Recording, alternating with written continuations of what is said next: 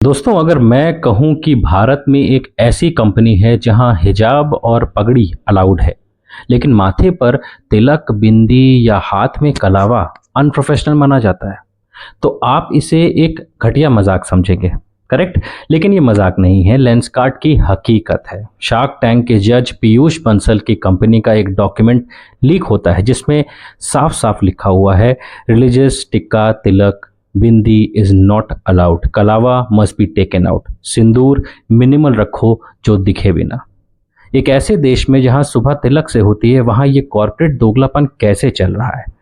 आज लेंसकार्ट की इस ग्रूमिंग स्कैम का चेहरा खोलने की कोशिश करते हैं। जब ट्विटर पर बॉयकॉट लेंसकार्ट ट्रेंड शुरू हुआ तो पीयूष बंसल आए और बोले, ये तो आउटडेटेड डॉक्यूमेंट है। पीयूष जी, हमें बेवकूफ़ समझना बंद कर दीजिए। डॉक्यूमेंट फरवरी 2026 का है और अभी अप्रैल चल रहा है। 2 महीने में कोई चीज़ आउटडेटेड नहीं होती है, वो करंट होती है सर। इसका मतलब फरवरी तक आपका एचआर डिपार्टमेंट हिंदू एम्प्लॉयज़ को आइडेंटिटी दबा रहा था। अगर पॉलिसी 17 फरवरी को बदल दी है तो नया डॉक्यूमेंट कहाँ है? क्यों वायरल होने के बाद ही माफ़ी याद आई आपको? ये आउटडेटेड नहीं है सर, ये पकड़े जाने की हड़बड़ाहट है। भारत में रहकर, भारत का पैसा कमाकर भारतीयों के आइडेंटिटी से आपको इतनी नफरत क्यों है? इनका सेलेक्टिव सेकुलरिज्म देखिए। हिजाब अलाउड है, हमें एतराज़ नहीं है। पगड़ी अलाउड है, बिल्कुल एतराज़ नहीं है। लेकिन तिलक और बिंदी से ही क्या प्रॉब्लम है आपको? क्या तिलक लगाने से चश्मे का फ्रेम टेढ़ा हो जाएगा क्या? या कलावा बांधने से कस्टमर को धुंधला दिखाई देने लगेगा? इनका प्रोफेशनलिज्म सिर्फ हिंदू सिंबल्स पर ही क्यों खत्म हो रहा है? वेस्टर्न दिखना ही मॉडर्न होता है क्या? क्या अपनी रूट से जुड़ा होना पिछड़ापन है? पीयूष जी, आपके 80% कस्टमर्स तो बिंदी लगाकर आपके स्टोर में आते हैं या कलावा बांधकर, वो भी आपके लिए अनप्रोफेशनल है क्या? ये सारे कस्टमर्स को भी आप घुसने से मना कर देंगे क्या? क्योंकि एम्प्लॉयज़ को तो आपने मना कर दिया है। दोस्तों, ये सिर्फ लेंसकार्ट की बात नहीं है, ये कॉर्पोरेट इंडिया की फितरत सी बनती जा रही है। टैलेंट हायर करते हो या आत्मा, वर्क प्लेस पर हर किसी को अपनी आइडेंटिटी कैरी करने का हक होता है। आपने हमें नए फ्रेम्स बेचे, टेक्नोलॉजी बेची, लेकिन उस चश्मे के पीछे की सोच आपकी बड़ी घटिया है। आपके इस पीडीएफ ने लोगों के सालों का ट्रस्ट तोड़ दिया। अब लोग पूछ रहे हैं, क्या मैं उस कंपनी को क्यों पैसा दूं जो मेरे संस्कारों को ही लो क्लास या आउटडेटेड मानती है? जाहिर सी बात है, ये सब होने के बाद पीयूष बंसल जी ने माफ़ी मांगी, डैमेज कंट्रोल किया। लेकिन दोस्तों, सिर्फ एक ट्वीट क्या काफ़ी होता है? हमें वो नया डॉक्यूमेंट चाहिए जहां तिलक और बिंदी पर कोई रोक ना हो।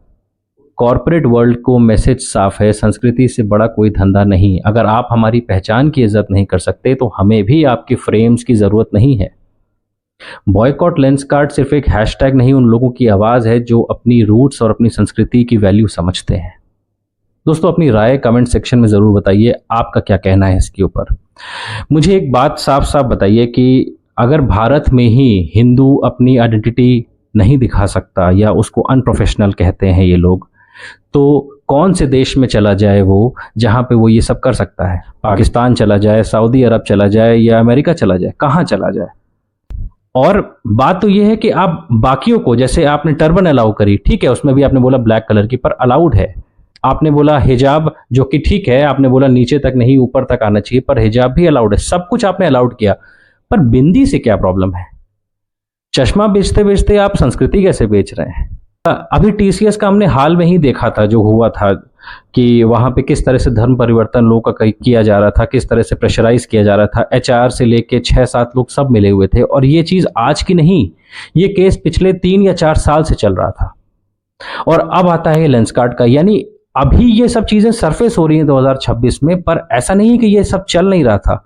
और अभी सिर्फ लेंसकार्ट का सामने आ जाने से या टीसीएस का सामने आ जाने से क्या हम ये मान लें कि ये बाकी जगहों पे नहीं हो रहा है? और मेरे हिसाब से एक डीप इंक्वायरी इन सब में होनी चाहिए और इन सब का पर्दाफाश होना चाहिए।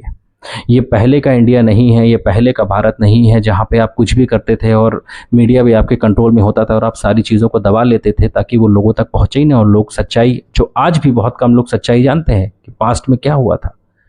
और आज भी आप लोग बंद कमरों के पीछे ये सब क्या क्या पॉलिसी लेके आ रहे हैं जो अब सरफेस हो रही है, क्योंकि अब ट्विटर आ गया है, इंस्टाग्राम आ गया है, यूट्यूब है, सोशल मीडिया है, लोग बोलते हैं, लोग दिखाते हैं, लोग एक्सपोज करते हैं। और शर्म की बात तो यह है कि इसमें आपको सीधे सीधे माफ़ी मांगने की बजाय आप पर्दा डालने की कोशिश कर रहे हैं, आप मिट्टी डालने की कोशिश कर रहे हैं कि भाई ये तो पॉलिसी पुरानी थी फरवरी की। यार, अपने लिए गड्ढा और गहरा करते जा रहे हो।